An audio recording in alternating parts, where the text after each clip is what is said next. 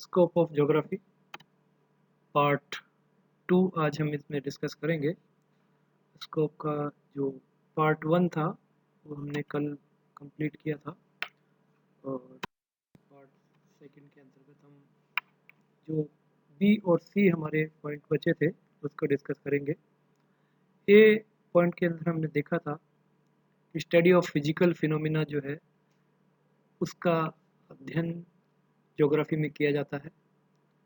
उसके डिफरेंट जो पार्ट थे वो हमने इंडिविजुअल डिस्कस किए थे, जिसमें लिथोस्फीयर, हाइड्रोस्फीयर, एटमॉस्फेयर से संबंधित चीज़ें जो कि भूगोल में अध्ययन की जाती है उसका हमने डिस्कस किया था।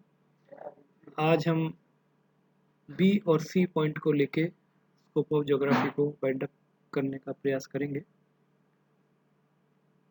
B study of biological phenomena और C study of human phenomena. ये दो भी स्कोप ऑफ ज्योग्राफी के अंतर्गत हम शामिल कर सकते हैं। इनमें किन किन चीज़ों का अध्ययन भूगोल के विषय क्षेत्र के अंतर्गत आता है वो हम आगे। Study of biological phenomena, ecology and ecosystem. Ecology एक साइंस है, एक विज्ञान है जिसके अंतर्गत एनवायरनमेंट और जीव जंतु के बीच में जो रिलेशंस होते हैं उसके लिए उसमें डेप्थ स्टडी की जाती है और उसे इकोलॉजिकल कहते हैं। और इसका अध्ययन हम देखें तो ज्योग्राफी में भी हम इस चीज़ को महसूस करते हैं कि वातावरण और जीव जंतु और मानव में जो संबंध होता है उसका अध्ययन भूगोल के अंतर्गत किया जाता है। इकोसिस्टम से यहाँ ये अर्थ है कि अलग अलग प्रकार की जो पारिस्थितिकियाँ पाई जाती है अर्थ के ऊपर अलग अलग स्थानों पर, वहाँ पर एक special type of system develop होता है और उसे हम इकोसिस्टम कहते हैं। तो इकोसिस्टम का और इकोलॉजी का जो अध्ययन है हम आंशिक रूप से इकोलॉजिकल जो एक अपने आप में साइंस है, लेकिन हम भूगोल में इसको बहुत ही प्राथमिकता से पढ़ते हैं।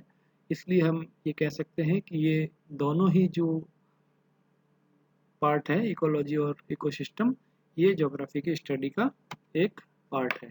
इसके पश्चात सेकंड हम अध्ययन क्षेत्र की यदि बात करें तो बॉटनी, जिसको हम फाइटो ज्योग्राफी के नाम से जानते हैं हमारे भूगोल के अंतर्गत, ये एक ब्रांच है स्पेशली। और जूलॉजी जो कि एक विज्ञान का विषय है जिस प्रकार से बॉटनी है। और जू ज्योग्राफी एक हमारी ब्रांच है जिसके अंदर जूलॉजी की तरह ही कुछ हद तक भूगोल में अध्ययन किया जाता है। और बायोम किसे कहते हैं? ये अलग अलग प्रकार के जो प्राकृतिक वातावरण और मानवीय या जीव जंतुओं से जो स्पेशल क्षेत्र में विशेष परिस्थितियां जो डेवलप होती है उन्हें अलग अलग बायोम एरियाज कहा जाता है, बायोम्स कहा जाता है। चाहे वो इक्वेटोरियल रीजन हो, चाहे वो कॉनिकल फॉरेस्ट वाला रीजन हो, चाहे वो भूमध्य रेखीय क्षेत्र हो, तो ये अलग अलग प्रकार के वहाँ के जलवायु के अकॉर्डिंग वहाँ की जो वनस्पति है और जीव जंतु है वो वहाँ पर पाए जाते हैं। इन्हें हम बायोम्स कहते हैं। और यहाँ पर एक टेक्निकल टर्मिनोलॉजी है वो यूज़ की जाती है, इकोटोन। इकोटोन दो डिफरेंट प्रकार के जो बायोम्स होते हैं, तो जो उनका सीमा क्षेत्र होता है, ट्रांजिशनल जोन जो होता है बिटवीन टू बायोम्स, वो कहलाता है इकोटोन।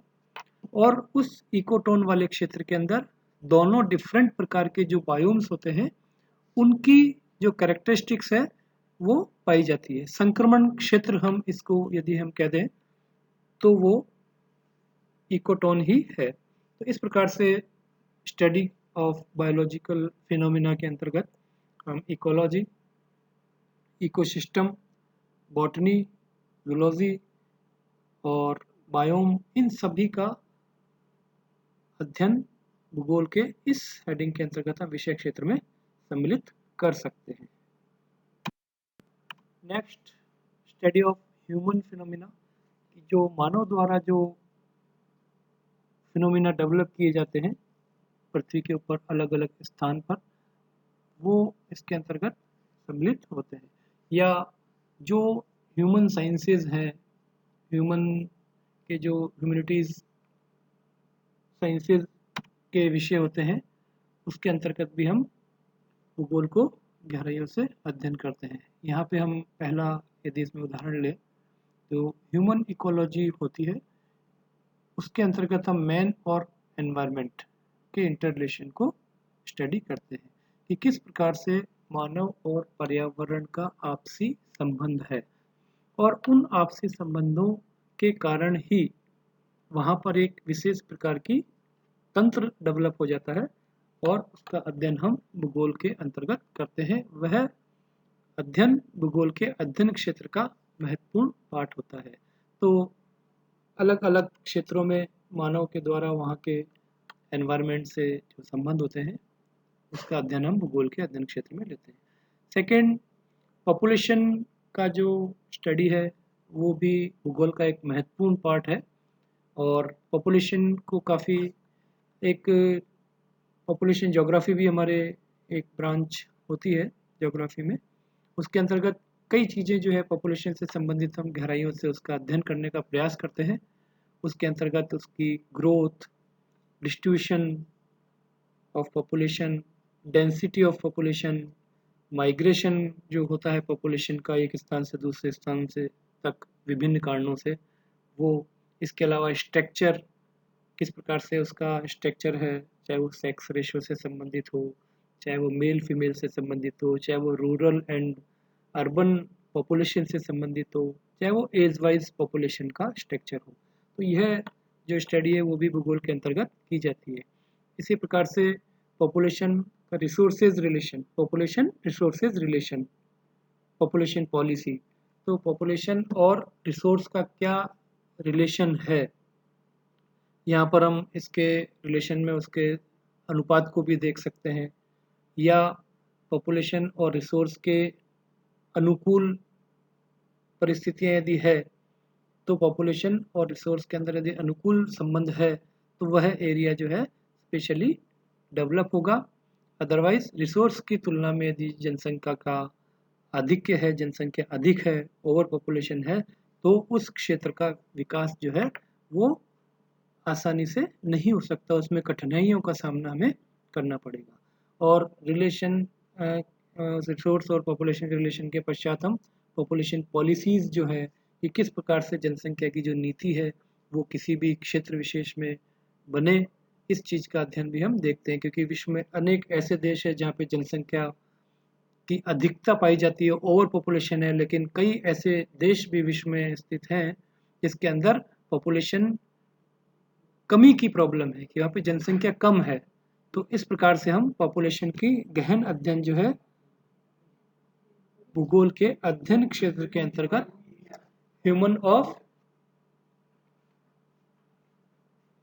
ह्यूमन फिनोमिना के अंतर्गत ले सकते हैं।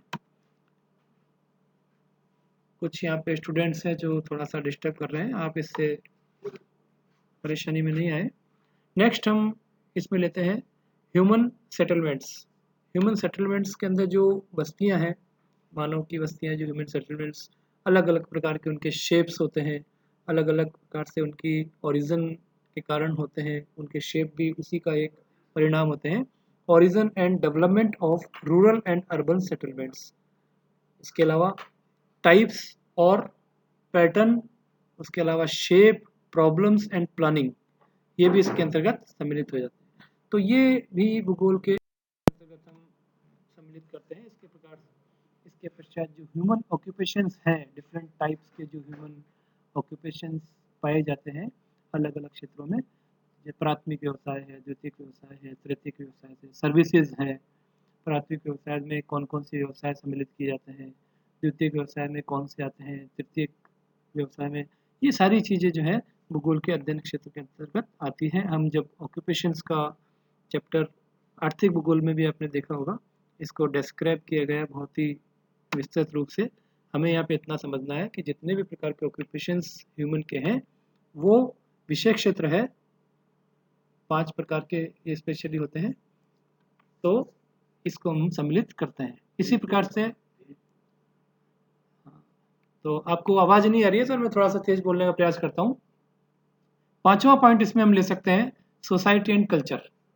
तो उसके अंतर्गत ह्यूमन डेवलपमेंट, ह्यूमन स्पेसीज जितनी भी प्रजातियां पाई जाती है वो, ट्राइब्स, सोशियो इकोनॉमिक प्रोसेस, उसके अलावा social structure and cultural reasons, these all सब topics are include in this heading society and culture. तो ये सभी विषय क्षेत्र का अध्ययन है। तो हमारे सम्मुख बैठे हमारे साथी इस बात को सपोर्ट कर रहे हैं कि इसको थोड़ा सा आप तेज बोलें, ऐसा उनका निर्देश है, तो मैं थोड़ा तेज बोल रहा हूँ। नेक्स्ट हम इसके अंदर लेते हैं पॉलिटिकल रिलेशंस। तो पॉलिटिकल रिलेशंस को भी हम भूगोल के अध्ययन क्षेत्र में सम्मिलित करते हैं, और वो सब हेडिंग से भी हम उसके देखें, विषय क्षेत्र के अंतर्गत थोड़ा डिफाइन करने का प्रयास करें। तो national and international political environment और इंटरनेशनल रिलेशन कि एक देश से दूसरे देश के आपसी संबंध क्या है, यह भी भूगोल का विषय क्षेत्र का एक महत्वपूर्ण पहलू है जिसे हम इसमें सम्मिलित करते हैं। इसके अलावा जो नेशनल और इंटरनेशनल पॉलिटिकल एनवायरनमेंट है उसको भी हम इसके अंतर्गत सम्मिलित करते हैं। हाल ही में हम देख रहे हैं कि हमारे इंटरनेशनल रिलेशंस जो हैं चाइना के साथ, नेपाल के साथ, भूटान के साथ जो परिवर्तन हो रहे हैं, तो इस चीज़ के कारण प्रभाव ये जानने का प्रयास भी भूगोल करता है, इसलिए हम इसको भूगोल के अध्ययन क्षेत्र में सम्मिलित करते हैं। तो इस प्रकार से आज हमने देखा कि किस जो 2 पॉइंट हमने डिस्कशन के स्कोप में छोड़े थे, आज हमने उसको कंप्लीट कर लिया। तो ये भूगोल के स्कोप के अंतर्गत हम आज इसको समाप्त करेंगे, और इससे संबंधित डिटेल स्टडी जो है जैसे जैसे हम आगे बढ़ेंगे उसका अध्ययन हम करेंगे। Thank you.